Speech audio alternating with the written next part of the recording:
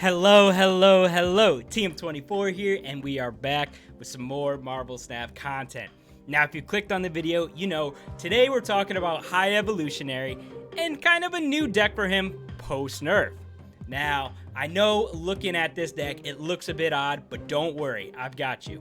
First, I'll take you through some gameplay. We've got 3 games here, and you'll watch us take down some really strong opponents. Then, what we'll do is we'll talk about this deck, why we built it the way we did, the most optimal line of play, which is kind of insane, and then your other win conditions. I know it can be hard to see, but don't worry, I'll break it down for you. And then finally, I'll talk about some other inclusions you can make in this deck if you want to take it a different way and experiment a little bit with it. So sit back, enjoy the Marvel Snap content, and we'll be back right after this gameplay. All right, let's hop right into game 1 right here. And I know this deck looks odd, but trust me, it can get you some wins in some big ways. Turn 1 here, we've got a chance to get Shocker down early, and with the Super Flow, Cyclops can come out on 2 and get his ability right off the jump. So that's what we're looking to do. Super Flow allows us to get Cyclops down. Shocker, of course, reducing it. Now, obviously, the Dark Dimension is not a spot that we're going to want to be playing Cyclops, so we're going to toss him into that far right lane. Probably they're going to play there as well.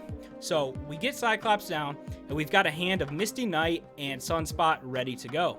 Cyclops is great. Already hit Sabretooth. We're feeling good about this going into turn 3. Now, we've got Misty Knight, Sunspot, Moon Girl. We picked up Aero. Aero's great. But we'd rather play her turns 5, turn 6, things like that.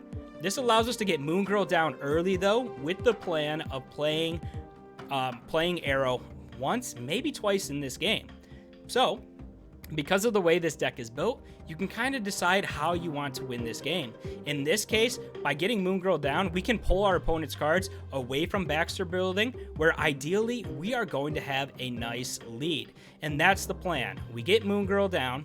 We're going into turn 4 with 5 energy, so it's time to get Aero out. Let's put her into the Super Flow. We are already ahead in Baxter building. Let's try and keep their cards away from there if possible. And we hit gold right away. Shang-Chi coming down. Now, we've only got 1 card Shang-Chi could have hit anyway, but really, we're not too worried about that. We get it over into the Super Flow, and as you can see, we've got a huge lead. Now, they play Shuri, which is a little bit scary, but the nice thing is we have Aero ready to go again. And we've got She-Hulk on deck. So we can put She-Hulk into that far right Baxter building lane, play Aero over into the far left again, and just pull them out of Baxter building, giving us that +3. Yes, Destroyer comes through. It's going to take out a bunch, but because we've already got the lead, it's going to be really tough for them to win here. And look at that. It works out perfectly. Their Carnage comes through.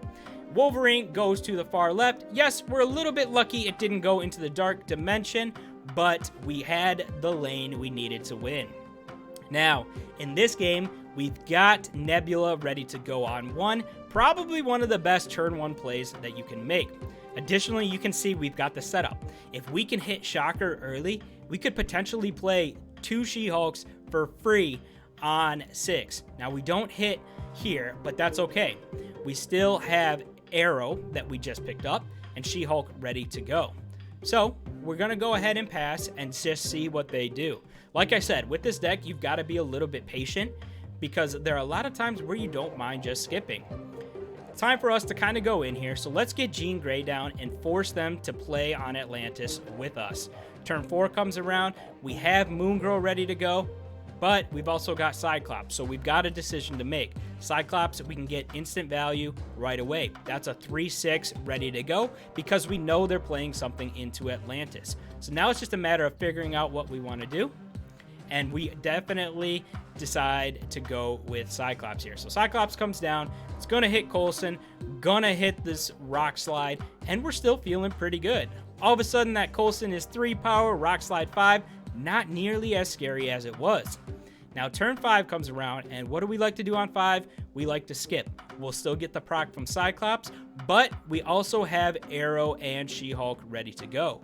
We're thinking about getting Sunspot down here on 4, and I'm sorry, it was actually turn 4, not turn 5. So Sunspot's gonna come down, he's gonna eat up the rest of that power, and we're gonna feel pretty good about where we're at with this right now. So we're ready. Again, all that value from Cyclops is huge, and actually that was 5, so we played it right. Now we're a little bit scared. They played Darkhawk into Bar Sinister. We really have no way to go after that, but we do have Aero, and we have She-Hulk ready to go. We don't want to play Aero because the only position that we can play that in it is Atlantis, and we want to get some more power into the Dark Dimension as well. So we're going to go with She-Hulk, and then we've still got Misty Knight and Shocker ready to come through, and we're still going to get the proc on Cyclops. So it's going to be really, really tough for them to beat us in Atlantis, and we already have 7 power thanks to Nebula in the Dark Dimension. Adding Misty Knight and Shocker, we're adding 5 plus 1 more power. Not sure where it's going to go thanks to Misty Knight, but here it is. It comes on through. Shocker comes through. They just play a simple Korg and Khazar, and it's not going to be enough power. We get another win here against a Darkhawk deck. So we've taken down Destroy, we've taken down Darkhawk, and now I know this one is Destroy again, but I couldn't help myself. Destroy deck just didn't seem to have an answer for this deck here. Now we lose Goose, which is a little bit tough because I consider Goose one of our best win conditions. Well, maybe not a win condition, one of our best lane win conditions, right? Goose is going to allow us to essentially lock down a lane that is very, very tough for them to come back with. Now, as you can see here, this is some sort of a Destroy deck, and we have the perfect answer for that. We've got armor. We aren't going to let them get these Destroy package going. Now, they're way ahead in Muir Island, which is a little bit scary, but again, we've talked about it. We have Cyclops. Now, we misclick there. Cyclops definitely wants to go to Mirror Island. We misclick again. For whatever reason, sometimes the game seems to lag a little bit, and it wants me to play in Hulla. We know we could lose Shocker here, but we don't. They play a simple Carnage into Hulla, and really, I'm not sure where they were going with that. Again, instant value out of Cyclops. That's a 3-6, 3-7 at this point. Now, turn 5, we're ready to skip again, but we all are also aware of Muir Island. Getting Sunspot down can feel great here. He's in a good spot to gain additional power, but we're also thinking about High Evolutionary. So we're going to get him down into Hulla as well, and then Sunspot comes down. Now they magic, which is great. That gives us another turn. That could potentially allow us to go a free She-Hulk on 7 with Aero. So now it's just a matter of thinking about what we want to do. Because we're able to get Sunspot down into that armor lane, we know that Sunspot is going to be huge. He's going to be really, really strong, tough for them to beat. And as you can see, Cyclops is just going crazy.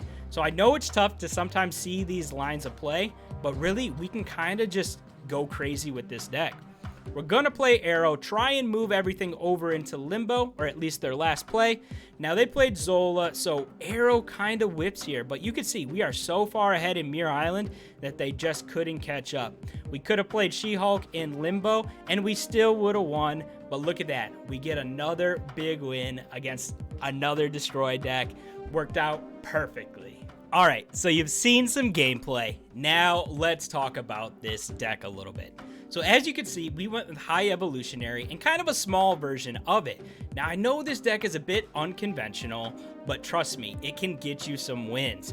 Now, in terms of the High Evolutionary package, we're only including 3 cards, but I think we're including the best one, and then 2 that can definitely help this deck get some wins. So of course, we've got Misty Knight, Shocker, and Cyclops. I think Cyclops is probably the best High Evolutionary card in the game. So for me, automatic inclusion. And because we wanted to go a little bit smaller, we built the deck in a way that would allow us to do that.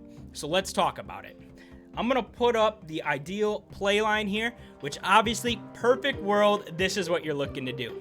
She-Hulk is on your far left, so that way when you play Shocker on 2, she drops down to a 5 cost. On 3, you've got some options. Cyclops is probably the best one.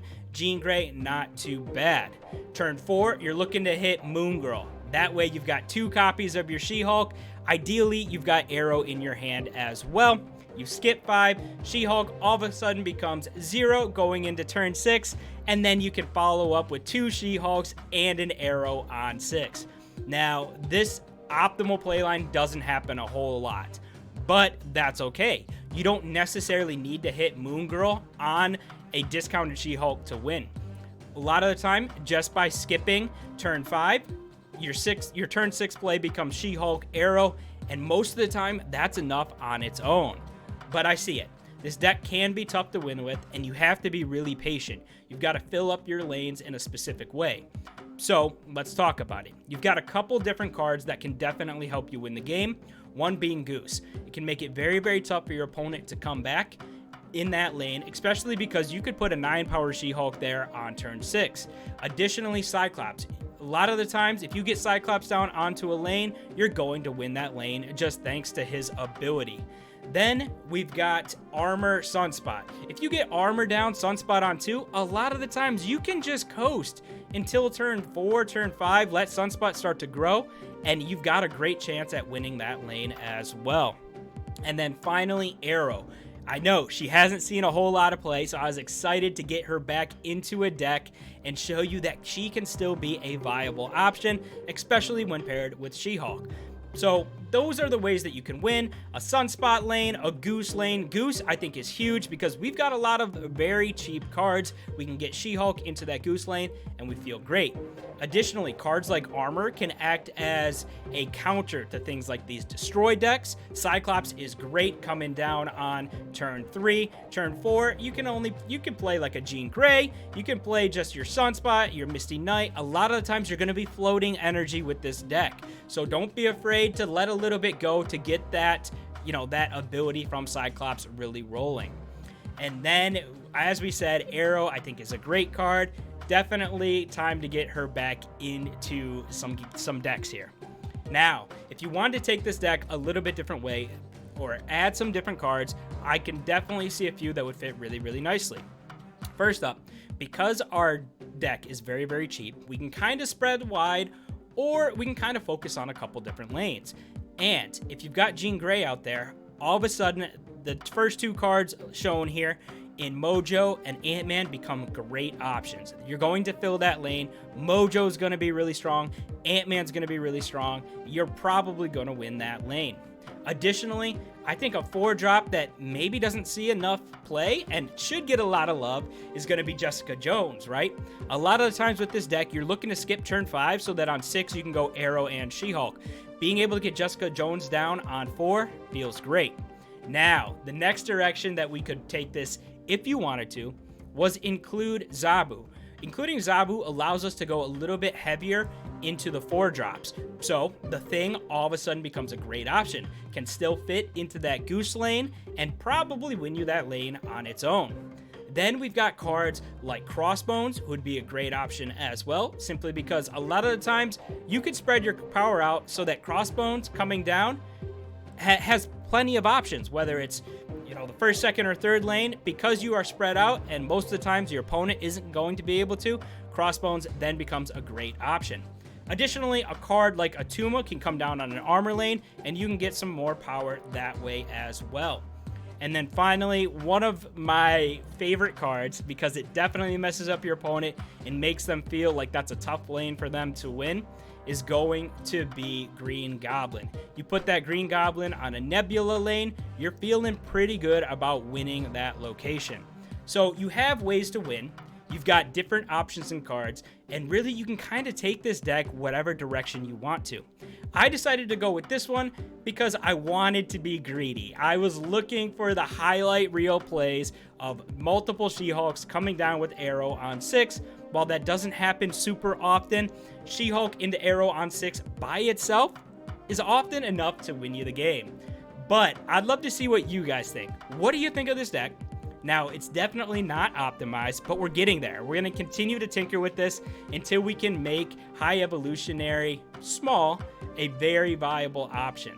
But let me know what you guys think in the comments below. If you've hung around till now, I really do appreciate you watching the video. And if you haven't subscribed or liked yet, now would be a good time to do so. I'm going to continue to put out Marvel Snap content either way, so you're probably gonna want to be subscribed so you don't miss a video. But until the next one, have some fun.